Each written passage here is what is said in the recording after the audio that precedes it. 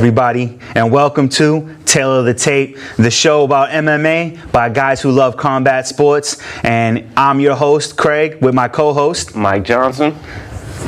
And so we have a little bit of news for you. Yeah, I just want to take a minute to talk about a tragic loss in combat sports. Pernell Whitaker, one of the best boxers to ever grace the squared circle. He was unfortunately, tragically killed by a car on Sunday night crossing the intersection in Virginia Beach. They don't know too much about what happened. Right now it's just a horrible accident, it seems. Yeah. They don't say that the driver didn't flee the scene. He wasn't drunk, wasn't speeding. Yeah, just a pure accident. Pure accident. But just to give you a little info on Pernell, he was one of my favorites ever. He held titles in 4 weight classes, best lightweight ever, I would say. But he also took the belt in light welterweight, and light middleweight. He finished his career with 46 fights overall, 40 wins, with 4 losses, 1 draw, and a no contest. The draw was to Julio Cesar Chavez. That ain't nothing to be upset about. Yeah. And I believe, I don't know who the no contest was to, but towards the end of his career, he had some big-time fights with De La Hoya, Felix Trinidad. I mean, he's fought a veritable who's who of boxing and beat most of them. I mean, he's one of the best defensive fighters ever. I never seen anybody slip punches like Sweet Pea did, and it's a tragic loss, and our condolences to his family and friends. Yeah, it's never good when a fighter dies as young as he did, only 55. Yeah, so that's definitely a big tragedy. He leaves behind kids and a family. So I believe 4 children. 4 children. Yeah. So yeah, it's a very sad day for his family and his friends. So yeah, definitely a condolence to Whitaker, and maybe check out some highlight reels on YouTube and see what kind. If you don't know what kind of fighter he was, I recommend checking it out. Yes, hell definitely. Of a fighter. Absolutely. So with that being said, we got one past event, and we got an upcoming event. First is last week's event, UFC Fight Night, De La Randami versus Ladd. It was Saturday, July 13th at 8 at Golden One Center in Sacramento. And they started off the fight with Benito Lopez going up against Martin Day. And this is a pretty decent fight. It was a lot of back and forth. There was a lot of moments where I thought Martin was going to take that fight, but Benito kept him off. I think so. I think the leg kicks for Benito were the difference maker in the decision win. It was a good fight, both ends, but I think it was just only the leg kicks. It literally was really just made the leg difference. kicks, keeping him at a distance. So next time you fight Benito Lopez, you better be prepared for the leg kicks, because he throws them early and often. After that, we had Lavina Sosa going up against Brianna Van Buren. And this was also a decent fight, but I cannot remember for the life of me how it went down. Van Buren with the decision win. Souza was highly touted coming into this fight, but Van Buren was dominant. Slams, combos. Yes. I mean, she took her down repeatedly. Hit her with a bunch of combos. She looked fantastic all around. And Lavina was came into the UFC highly touted. Yeah, so absolutely. This is a big win for Brianna Van Buren, and makes me want to see more fights in the future. Absolutely. I think she dominated her in every area. And there is that. Fantastic win. The Liu Pingyan versus Jonathan Martinez. This is another fight that is definitely fading from my memory. That was quite the interesting fight. Liu was definitely winning on the scorecards until late in the third. Yes. And Martinez just snuck in the perfect knee. Oh, now I remember it completely because that was It's a devastating. gorgeous knee strike, Yeah. and he was asleep before he hit the canvas. Correct. Yeah, because it seemed like Martinez couldn't find a way in, and Ping Yang was just keeping him at his striking distance and landing. It wasn't a very exciting fight, but I felt like Liu was winning the exchanges. He was definitely winning on the scorecard. Yeah, and then when that knee came in, I'm sitting there watching this fight. That knee comes in and landed just so flush. And it was at 4 minutes of the third round. He Yeah. only had a minute left. Exactly. I mean, so I think he was just, let me do something. You know? Something or anything to get this victory. So a big hats off to Jonathan Martinez to take it with only a minute left to go in the fight. That showed your ability to overcome adversity. That's how you do it. And You get stay it done. with it. Never give up. Yep. So that was a good fight. Look forward to seeing Jonathan fight in the future. Definitely needs to work on his ability to get into the exchanges.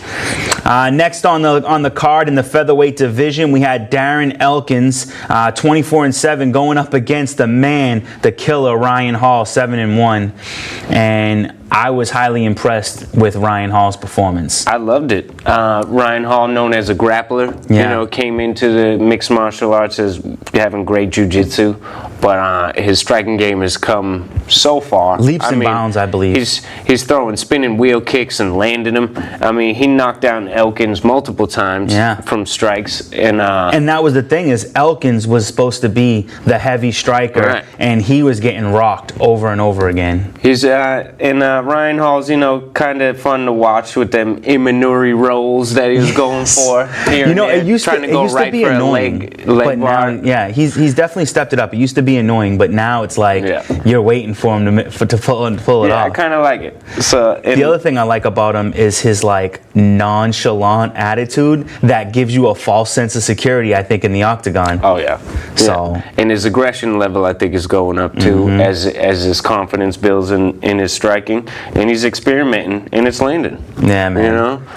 And he was those leg kicks were landing hard. I think the only reason it's a decision is, because of the fortitude of Elkins here, because Ryan Hall was putting it on him. Yeah, he had the chin to hold up. Yeah. So definitely no slouch there in Darren Elkins. He was just outmatched against the 7-1 Ryan Hall, who has come he was already extremely dangerous and has come very far. And I remember not being too excited about Ryan Hall at first because he had no striking. None. Yeah. And even in the Ultimate Fighter, he's the Ultimate Fighter champion, but technically he lost. Yes.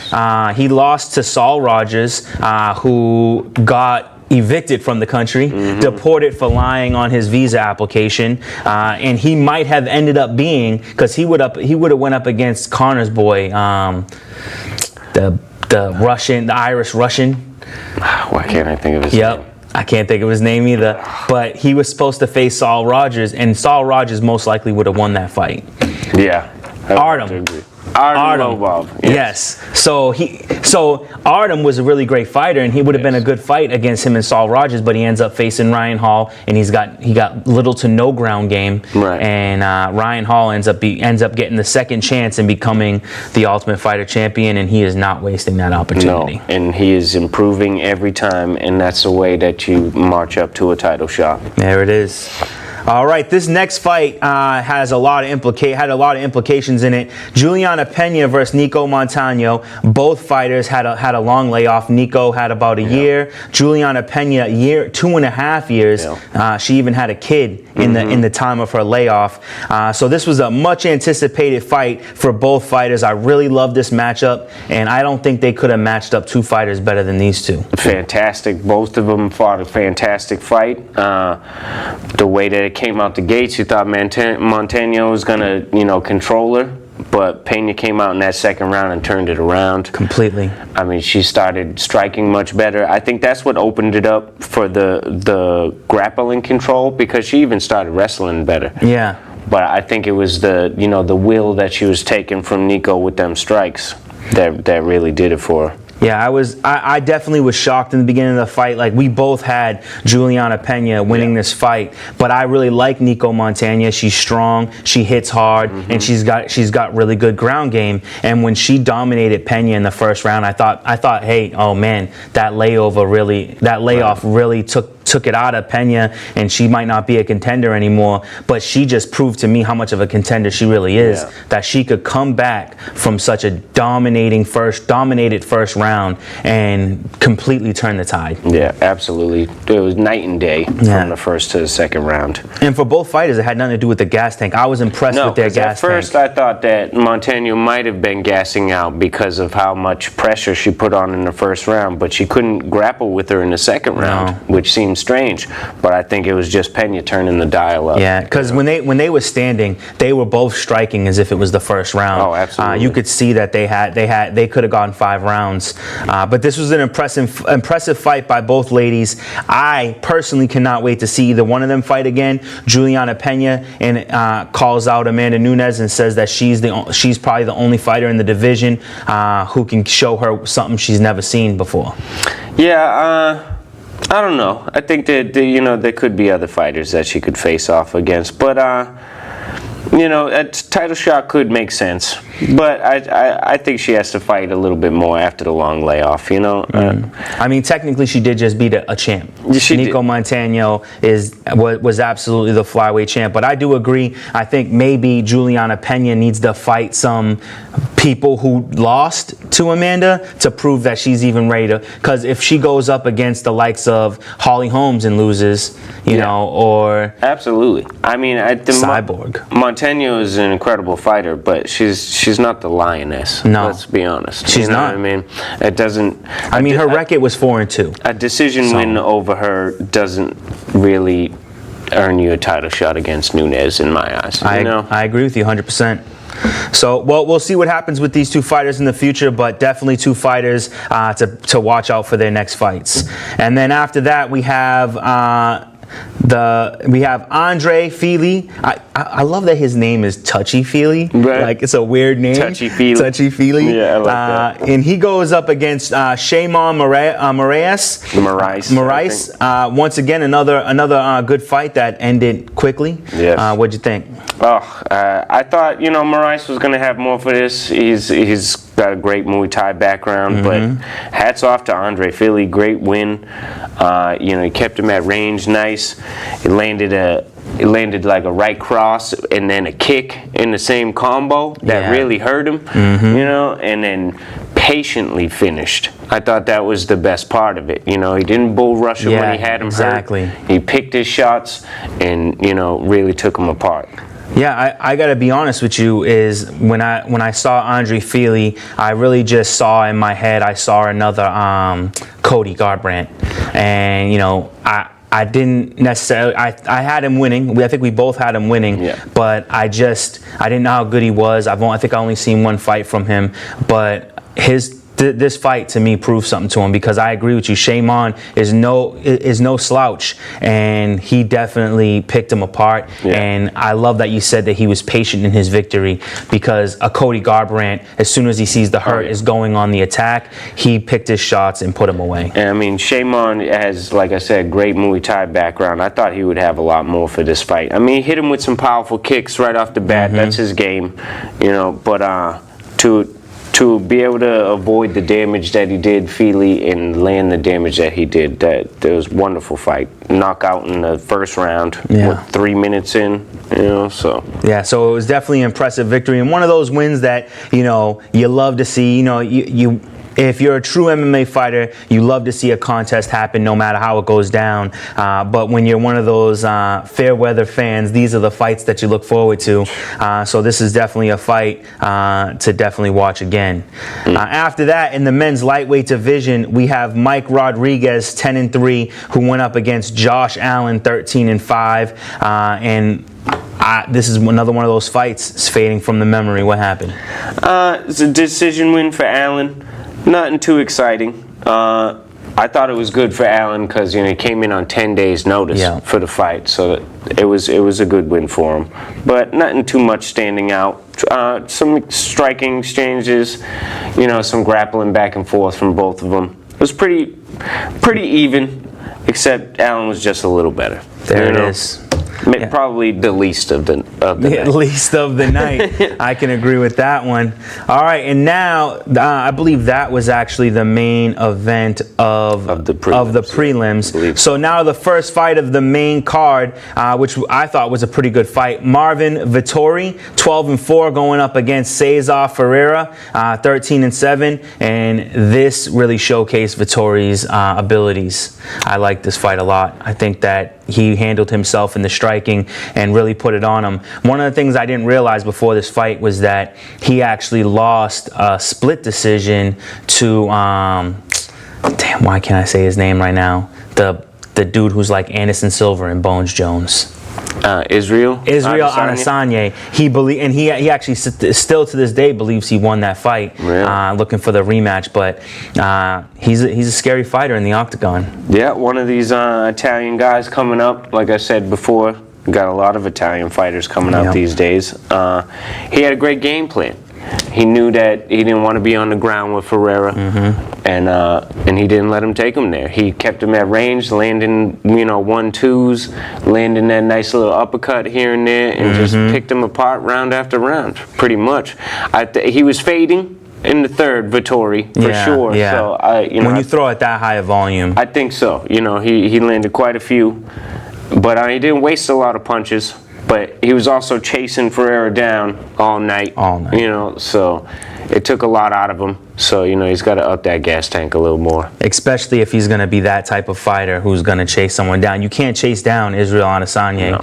No. You're gonna want to change your game for that. I would have liked to have seen him maybe, cut off the cage a little better, choose some better angles instead of just, walking him down. But Ferreira didn't have no answer for the striking. No.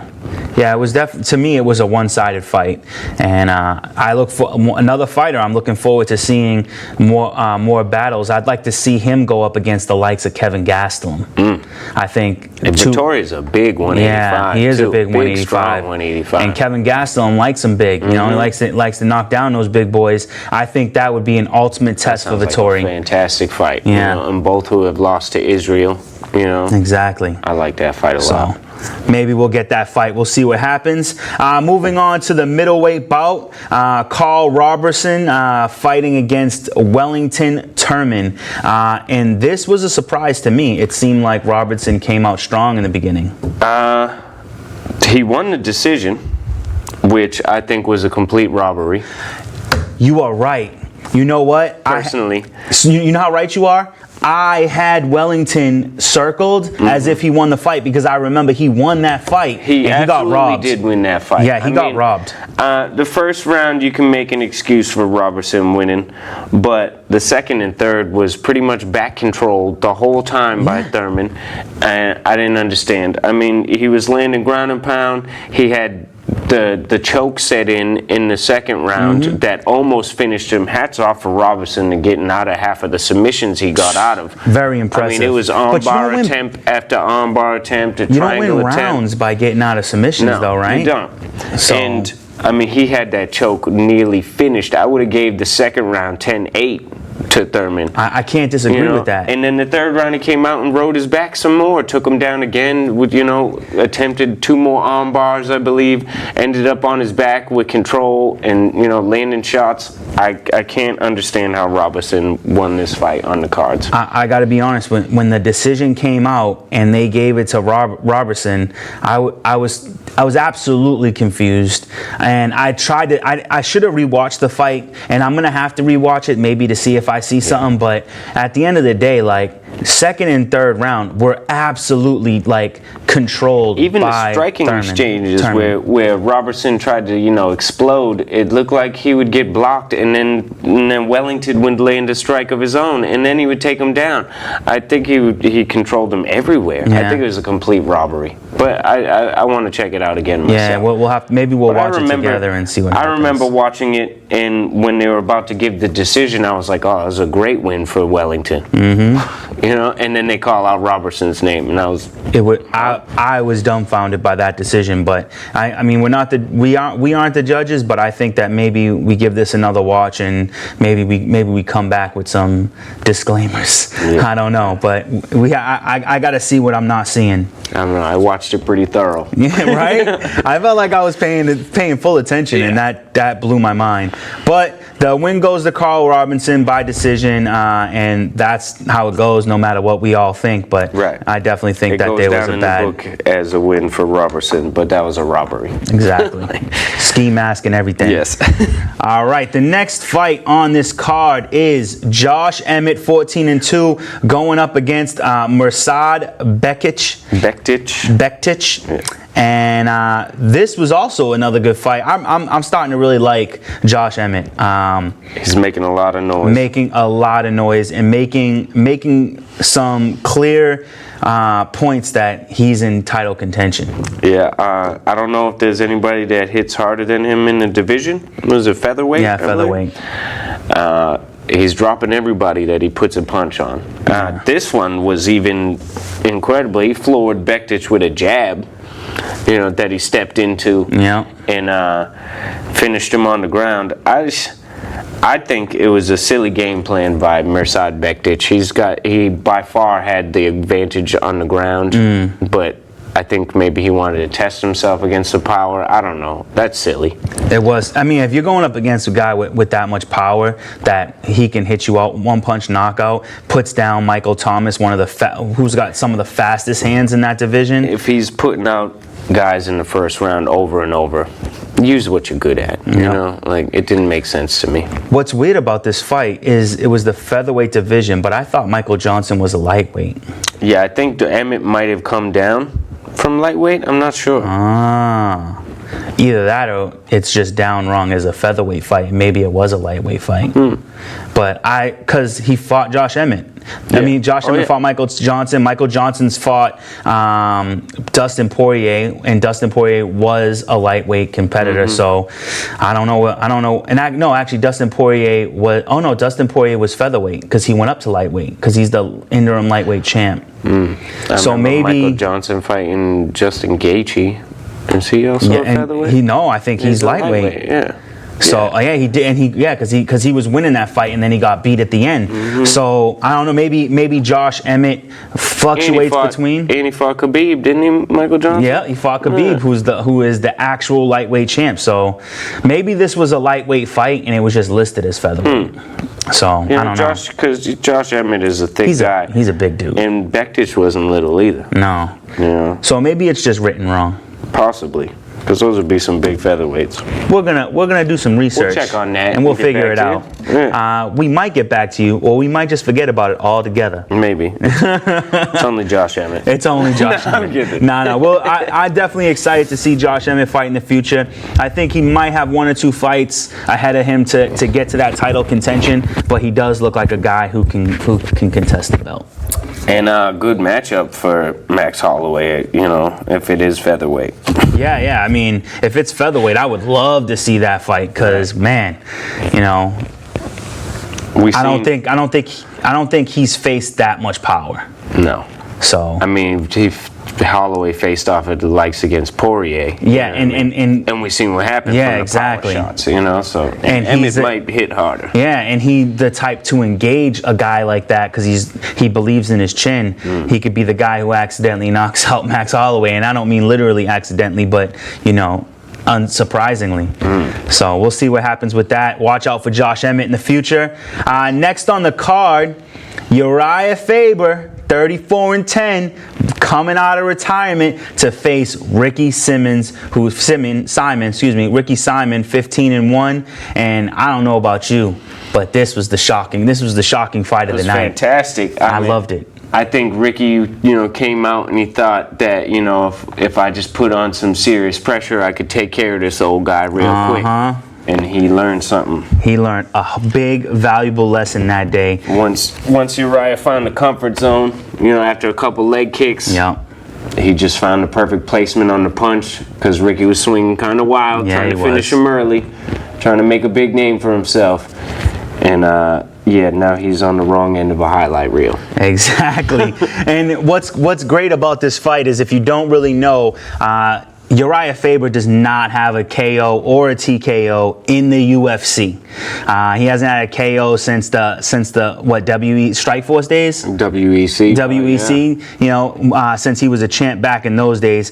So he's not a knockout artist. But I will say this: Uriah Faber always looks good. Like he's always looks in shape. But he looked at tip-top shape. Absolutely, for his age, 40 years old. Exactly. He looked incredible. It doesn't show any signs of being 40 years old. Correct. I mean, it's ridiculous. But yeah, he's always been explosive. He didn't seem to be lacking any of that old Uriah Faber speed, which he always had. He was always so fast. He's never been, you know, a big finisher with the knockout. He's got plenty of submissions in the win column.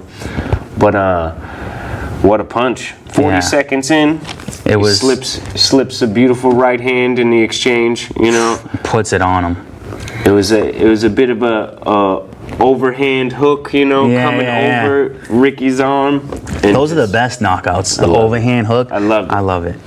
Yeah. So I mean, Uriah Faber claims that this is his final attempt at a title run, and I would love to see him get up to the point where he can go for the belt. I don't know if maybe he's found a resurgence, if he's found a new addition to his technique, but.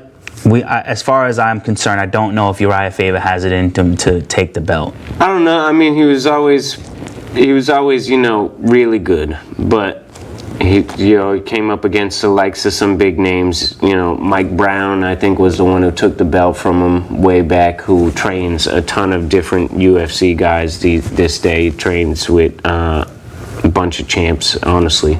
But Jose Aldo, you know, like Uriah was up against it in the WEC, but if he couldn't compete with the likes of him then, I don't know how he'll do at 40.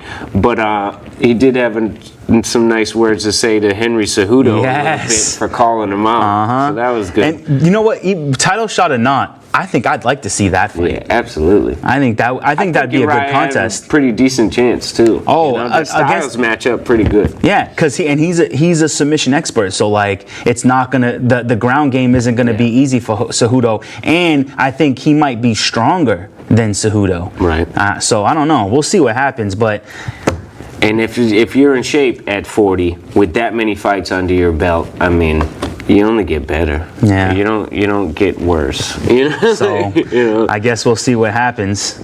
But with that wealth of experience, we'll see where he goes. All right. It was good to see. It was definitely good to see Uriah Faber is one of my favorite fighters of all time. So it was good to see him get a handed victory. And it tore the house down because they love him in Sacramento. Exactly. And yeah, he got to do it at home, so that was even better. All right, on to the final fight of the card. And that is Jermaine Daramadimi going up against the undefeated Aspen Lad. And all I have to say is that was bullshit. I do not like the stoppage. I get the stoppage, but the second punch didn't even land on her head. So to give someone a victory after one punch, I understand the knee. Homeboy was sleeping. Yeah. This was one punch. She was aware of what was going on. I think this was a bad early stoppage. Now I've watched it multiple times. Yes. And I agree it should have been let go a little longer. But I do believe she was unconscious from that punch because she turned away completely. I never like to see that. Like when a fighter turns, when they go face down, she did catch herself. Yes. She didn't go face planting into the mat. She caught herself. But when she felt her coming in, she moved away face down with her arm, extended. Yeah. It looked like she wasn't there to me, but she was coming back. Correct. I've seen fighters get hit. The best fight I can give is Czech Congo. Yes. That dude got knocked out 6 times in a fight. Pretty much. And then won. He was asleep the whole time against Pat Barry. Yes. Pretty much. It's one of the best comeback victories ever. I love it. Absolutely. And here's the thing. Go ahead. how much damage should you allow a fighter to take to try to let them get that? And that was my next point was, okay, she gets hit, knocked out, and she goes down, and I was like, wow, this is about to be over. It was an incredible punch. Yes, landed so perfectly, put her down, but then she goes for the second punch and clearly hits the shoulder. And but Herb Dean is already coming in during that second hit. So I do believe that because she comes to, she goes for the leg. What gets me, it's like the shoulder, like she hit the shoulder, and I feel like that woke her up. Because as soon as Herb Dean is splitting them up, Aspen Ladd is turning on her butt, scooting forward and grabbing Jermaine's ankle. Yeah. You know what I mean? She's going for an ankle pick and try to pull her down in the guard. So, I mean, she was hurt. Yeah. She might have been out, but she did recover. She recovered. And, I honestly believe that had he not broken it up, that Jermaine was just gonna. She probably would have finished. Busted her face up. That's why I agree that it's not the worst stoppage. You know what I mean? But it is early. It was early, and you know what? I feel like I do have to agree. Yeah, I feel like okay. Yeah, you don't want a fighter to take too much damage, but they also need to feel like they lost the fight. Yeah. You know what I'm saying? Like some people you can't convince that they lost because they wake up and don't know what's going on. But like she Blaine was. Maynard? Yeah. Yes. But she knocked yourself out. But she definitely deserved at least 2 or 3 more punches. I agree. I mean, it's not the worst stoppage. It's not even the worst stoppage by Herb Dean. But and I love Herb Dean. It could have gone on a little further, and I feel like this is two bad stoppages for Herb that are kind of close together. You know, with the Robbie Lawler, Ben Askren stoppage, and now this. I mean, and I do think he's the best. I don't want to take that away from Herb. You know, it's just sometimes I think he's second best. Sometimes it's just. I like what are you gonna say, Mergliata? No, hell no, he's the worst. What you call it? Big John McCarthy. Yeah. I love Big John McCarthy is my favorite ref in the UFC, and he's not one of my favorite, but I do like the dude with the big long braided. That doesn't get cooler than that. It doesn't get cooler than that. Yeah. So, but I definitely think that. Jermaine was going to win that fight regardless. She would have definitely got her punches in. But I think that Aspen Ladd, having no losses, earned the right to take 3 or 4 more punches to the face. I totally agree, and she's durable. She's been hit. I mean, we never seen her get hurt like that. No. She's never been hit like that. But yeah, I do agree that you got to let it go a little more than that. I think she would have finished it right then and there. Still. It was only going to go 10 more seconds. Right. But let her get that 10 seconds so that way she can at least walk away knowing that, like, there was nothing she could have done. Right. Where now she's going to go back and be like, if he hadn't stopped it, I could have done this, I could have done that. You know, and we don't think that, and what if she did do that? What if you didn't stop the fight and she brought it to the ground and ended up winning, you know? Right, because that's where she had a huge advantage. I mean, yeah, it's tough. Yeah, it is tough. So, I don't know. We'll see what happens in the future. Hopefully, Herb Dean, somehow this becomes like, maybe he lets things go a little bit more. Because I do agree with you. I almost forgot about the Robbie Lawler fight because that was awful stoppage. Yeah, that's his worst stoppage ever. Yeah, nobody's worse than Magliata. Yeah, Magliata. Oh, wait. You thinking Yamasaki? Yamasaki is the worst ever. Yeah, they kicked him out of the UFC. He's terrible. So, all right, now we have the next event, UFC Fight Night, Dos Anjos versus Edwards. Saturday, July 20th at 9 p.m., and that's going down in the AT&T Center in San Antonio. And this starts off, there's a lot of fights that in this card that I think at first look might look like a lackluster fight, but I think once the show goes on, you're going to see just how well matched this card is. Oh, yeah. It might not be the most exciting names, but I think this has potential just because I feel like every fight is extremely evenly matched. Yeah, I can agree with that. Yeah, we're going to jump right into men's bantamweight with Domingo Pilarde, 8-1, going up against Felipe Colares. 8-1. Yeah. What do we think about this one? They're relatively a little bit unknown. Yeah, But, that's how I felt. Domingo's is a good striker, but he's tall and lengthy. He's like 6 foot tall for a bantamweight. I mean, Wow. he's got to look like a bag of bones. Yeah. But Wow. he likes to trade rather than using his range and staying on the outside. He's got a reach advantage over almost every opponent. But he likes It's to get in exciting when there those and guys slug like it to out. bang. Yeah, man. Yeah. Colares likes to bang too. So we could have a good opener here. And it's good banging when you have a bantamweight division because those guys are small. From what I know about Colares, he ain't got much on the grappling side of things, but it doesn't look like Domingo wants to take him down. So I think we're going to see probably a knockout in the first fight. All right. One big surprise to me is this next fight is that in the bantamweight division, Ray Bork has now jumped up in weight, going up against Jinso Sun. Ray Bork's 11-4, coming out of the flyweight division, and Jinso Sun is 9-3. I'm surprised Ray Bork going from being a title I contender. have this written wrong. I thought he was fighting Gabriel Silva. Ray Borg. Okay, you know what? I looked this up too. When I looked up Ray Borg, I saw one fighter, and then when I looked up Jinso Sun, I saw Ray Borg. I don't know if someone's been switched out. I have it here that Mario Batista is fighting Jin Soo Sun. So maybe one of these fighters got switched out. Okay. So let's just say we don't know who's fighting this fight, and we're gonna move on. Okay. Ray Borg will be on the card. That much we know. Oh, do you have him fighting somebody else? I have him fighting Gabriel Silva. And then you have Jinso Sun fighting who? Mario Batista. Maybe both their fighters dropped and they're fighting each other. Okay. I don't know. It's a lot of confusion going on right now. We're gonna have to look deeper into this fight as we're talking. So in the women's flyweight division, this is a fight I'm actually a little bit excited for. Roxanne Modafferi, 23-15. A lot of fights for a girl who's only just joined the UFC about 2 years ago. Going up against Jennifer Maia, 16-5-1. Is Jennifer Maia and Damian Maia, are they connected? I thought so. I looked it up. And Maybe it was his wife or something. That'd have been funny. Yeah, I thought so. Because she is Brazilian and her last name is Maia, but no relation. Okay. From what I could tell, no.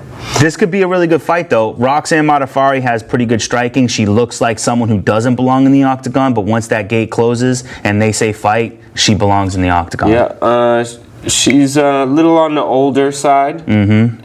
She's got all them fights because she's been everywhere.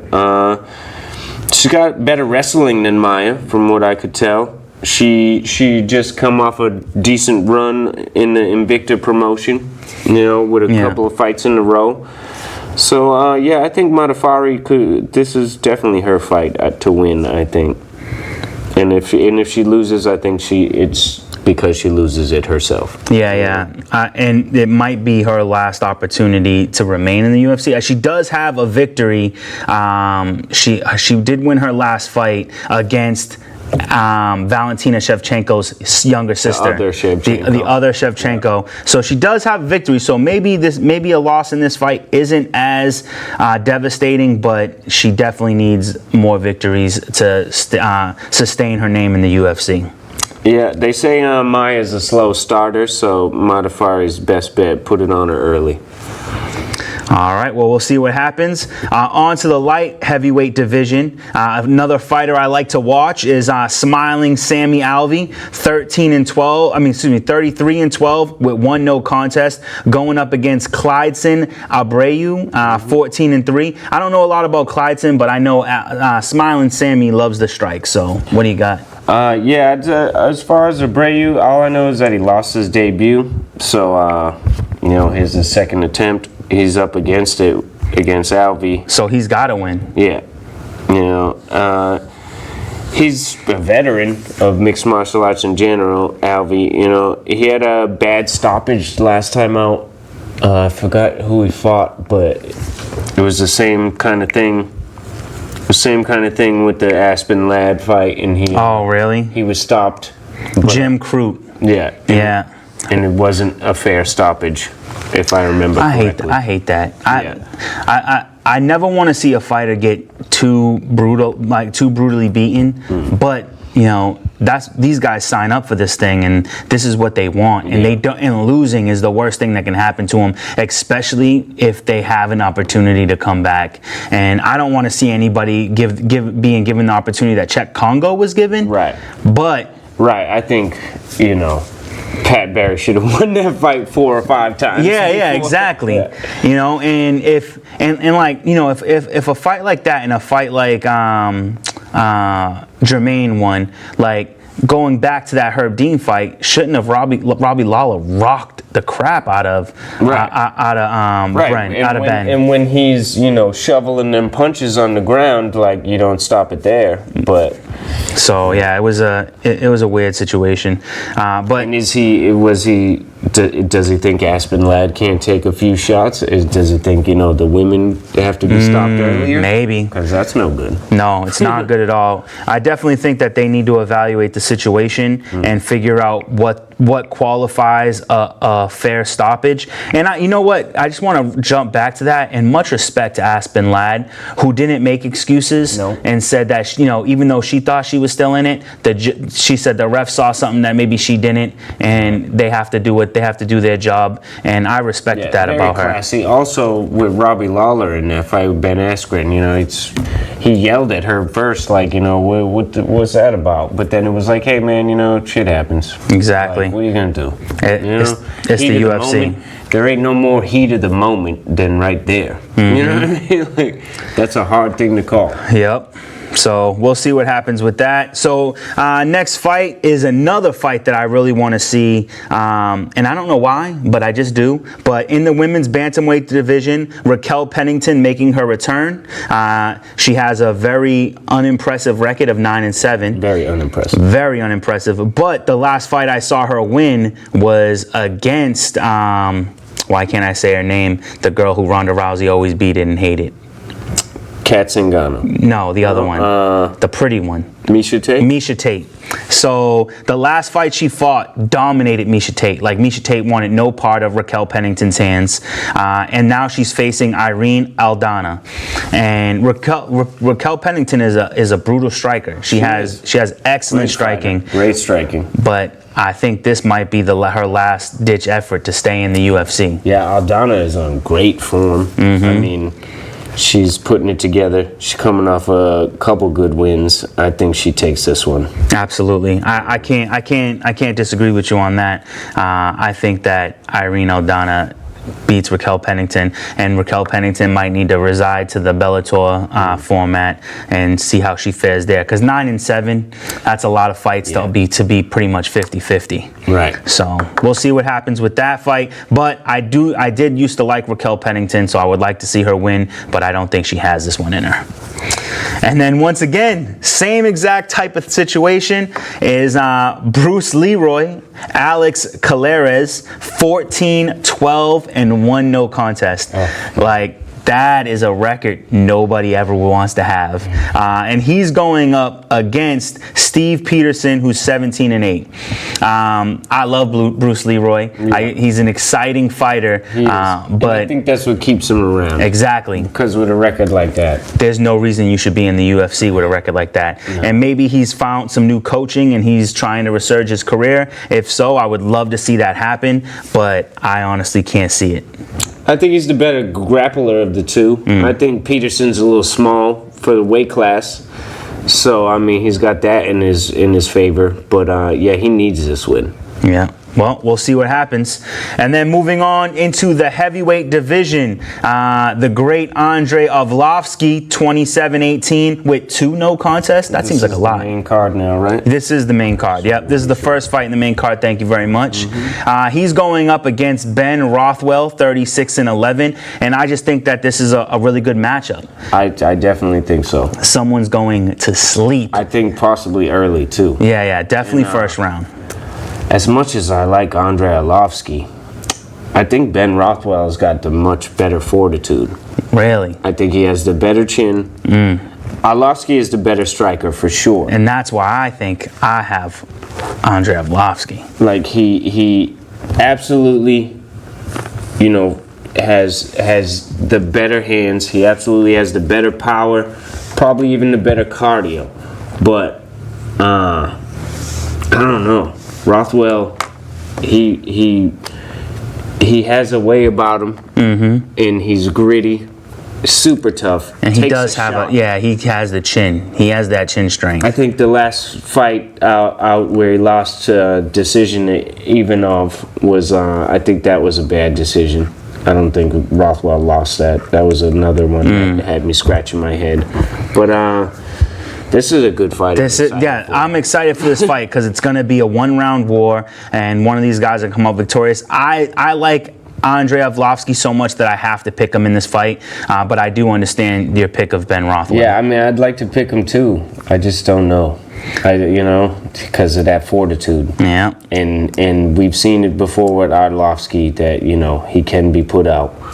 He can be put out. So, all right, well, we'll see what happens. On to the men's lightweight division. We have Alexander Hernandez, 10-2, going up against Francisco Trinaldo, 26-6. And I really like Francisco Trinaldo in this fight. I've always liked Trinaldo. He's the one, he comes out in the cowboy hat, doesn't he? Yeah, he's an old-time guy. Yeah. I think he's like 37. Yeah, he's definitely an older guy. He's been injury-prone. He's had a hard time of it with his career. But I like him, too. He's a great fighter. I think Hernandez might have his number here, though. He lost to Donald Cerrone in his last fight. Mm-hmm. But Cowboy was Cowboy. yeah, it was good. But I think Hernandez got the better aggression, better power. And Trinaldo might even be fighting with an injury in this fight. He's just known for that. He's always got something wrong. All right. Always got a knee problem, ankle problem, something. Just straight injuries. Yeah. All right. Well, we'll see what happens. We got a split decision on this one. Next, good amount of heavyweight fights. So next heavyweight fight, Greg Hardy, 4-1, going up against the 5-1 Juan Adams, and this looks like it's going to be another absolute slugfest. It's going to be some serious fireworks here. I think Greg Hardy's going to put it on Juan Adams here. Juan Adams is a huge heavyweight. Yeah. He's a big boy. Big boy. But Greg Hardy's so fast. So fast, so aggressive, hits hard, and Juan Adams got bad striking defense. And Greg Hardy's only loss comes off of a disqualification. He kind of had that Bones-Jones syndrome where he made a bad strike and it got him disqualified. So I think that he's going to run through this heavyweight division. Yeah, it's hard to bet on Adams when Hardy hits so hard, so accurate, and so aggressively, and Juan Adams doesn't have good striking defense. So I think this is going to be a first round easy KO for Greg Hardy. I think it's going to be early, first half of the first round, Greg Hardy knockout. Yeah. So absolutely. It's going to be an exciting fight though. And then right after that, we got another big heavyweight bout. Alexei Olenek. Nice, I said that right. And this guy, man, 57-12-1. You have over 70. You have 70 fights. 70 mixed martial arts fights. How are you still walking? Yeah, he's been fighting 20 plus years. This is crazy. It's crazy. He's old as hell. Yeah, man. And the fact that he's coming off a knockout loss. Yeah. He's not what he used to be. No. That's for sure. I like Walt Harris for this one. Yeah. And Walt Harris, 12-7 with 1 no contest. I have to agree with you. I'm surprised that he's above Greg Hardy and the Andrei Arlovski fight. I'm surprised that they're above that. When I read the card, I couldn't believe that Arlovski and Rothwell weren't co-main event, or Hardy. It didn't make sense to me. It's weird. That's what we got. But I'm gonna agree with you and give Walt Harris the knockout victory. I think Walt takes it, no problem. He's bigger, stronger. He's coming off 2 wins in a row. Olenek's old, washed up, coming off a knockout loss. There it is.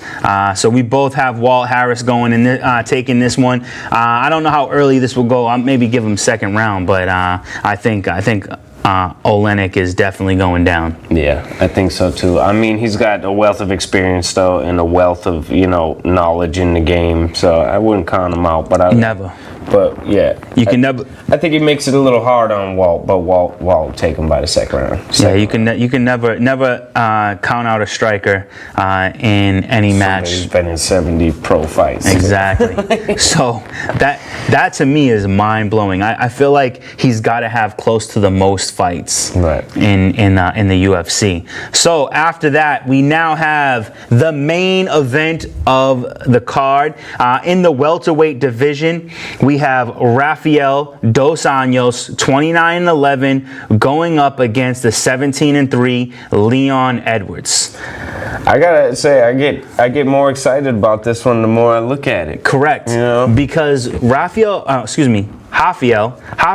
Anjos has resurged himself since entering the welterweight division. He had an excellent and impressive victory over Kevin Lee, and Kevin Lee is no slouch. And Kevin Lee is an excellent grappler, and Rafael won the grappling exchanges. So Every single one. I don't know a lot about Leon Edwards, but He's on a tear. yeah. He's probably the more dynamic striker out of the two of them. But he's kind of, he doesn't put it together so much. He's more of a one-shot guy here and there, he's real lengthy. But Dos Anjos, I think his wealth of experience and skill gets him through this one. And he got a hell of a chin. I think Edwards is dynamic. Like I said, he's explosive. He's powerful.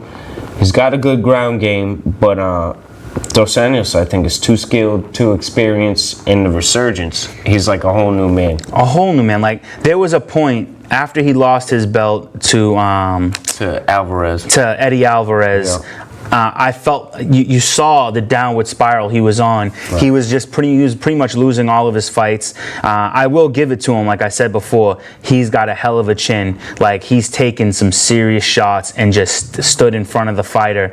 But I think since he's gone to welterweight, he's changed his game up. Absolutely. And I mean, that I have to go back to that Kevin Lee fight. That said everything to me. It was an incredible fight. One of my favorite things is how much better Dos Anjos got as the fight went on. Yeah. I mean, Because Kevin Lee, I think, was winning the first round. I think so. Yeah, I totally agree. And once it got pushed, deeper and deeper, Dos Anjos' gas tank is limitless. He's been in this game, I don't know how long, fought who's who of two different divisions, and I think this would be a huge win for Edwards, and will put him up in title contention if he could win. However, I think this is Dos Anjos all the way. Oh, I have to agree with you on this. I have found my love for Rafael Dos Anjos. He was never a fighter I cared too much about, but like I said, since joining the welterweight division, he has shown me that he is a fighter to revere. I mean, he is very good, and he's not ready to leave yet, right. And I think that he's on his way to try to see if he can get himself into title contention. I think he has ways to go. I think there's too many guys ahead of the line on him, but I think that he could be making his way into that place. Yeah, and what I've always liked about him, and any fighter who's like this, is that he's constant improvement. Except for when he got the belt taken and then he had that skid, but then he redirected his energy, he reinvented himself, and came out better than he ever was before. I mean, this is the best Rafael Dos Anjos we've seen as of right now. Absolutely. And, this is going to be a killer fight. Yeah, I think this probably, I feel like, has one of the most potentials to be fight of the night. It's really hard to call. I mean, the Andrei Arlovski versus Ben Rothwell looks really good, but yeah, I think Dos Anjos takes this one maybe in the later rounds. I think we're gonna ride this fight out. I think this might have, and it's a 5-round bout. It might have to go to decision, and I think once we hit round 4, then Dos Anjos has a clear advantage. With his tank being what it is, and he's been there before. So, like we said, if you're just looking at names alone, you might not see the potential in this particular card, because at first I didn't either. I said something to you about it, how I didn't feel like it was that great of an event. But it's Dana White's ability to create perfect matchups, or at least as close to perfect as you can get. And these matchups throughout the entire card are going to give us worthy fights. You're always going to have one or two fights where, everybody's being overly cautious, a lot of grappling, and not a lot of exchanges. But in this particular card, I think he found strikers from a lower level and put them all into one card, because this is going to be a slugfest through and through. And I'm going to give technique of the week here real quick to Rafael dos Anjos. I think a big key for him will be his in-close dirty boxing, because Leon is so much longer than him, likes to fight from the outside. I think, if Rafael makes it dirty, gets in close, beats on his body, lots of clinching on the head while throwing punches, which he did very effectively against Kevin Lee. I think that's a good thing for him to try. And when you say that, it makes me think of the fight against Pettis. That's what he did to Pettis, and I think he has to. You're right. He has to do the same thing. Right. Grind him out. Another long striker who likes to strike from the outside, come in and out. Which is Edwards' style. Get in close, get dirty. Dos Anjos is the shorter fighter against almost anybody he faces. He's got a reach disadvantage almost against anybody, but he knows how to strike. And he knows how to close the distance. Get in tight, close that distance. Put some body shots on him. Throw some leg kicks. I think he'd take it from the kid. All right. Well, so that's the event. Make sure you check it out. It's this Saturday, 9 p.m. ESPN Plus. So and probably even on ESPN. I'm not sure how they're gonna run this one, but it's a pretty exciting event. I definitely think you guys should check this one out, especially if you are a seasoned lover of the UFC. We're going to be trying to dive more into other promotions such as bare knuckle, and even a little bit of Bellator. We really want to dive into the MMA world and the combat world. So we're really going to try to get some more content in here for you guys besides just UFC. But like always, we want you to check out our social media and our website, YouTube. Go on look up Gym Bag Entertainment. We have gymbag.entertainment.com, which we have a guy who's going to be running it real soon, getting all that content out there. Facebook, we have at GymBagENT, and on Instagram we have at GymBag_ENT, as well as Twitter with hashtag GymENT. We're always share and subscribe. Like, share, and subscribe, please. We're trying to grow it up, so give us a hand and show the love for us. But until then, we will see you next week. And until then, we'll see you in the octagon. Peace.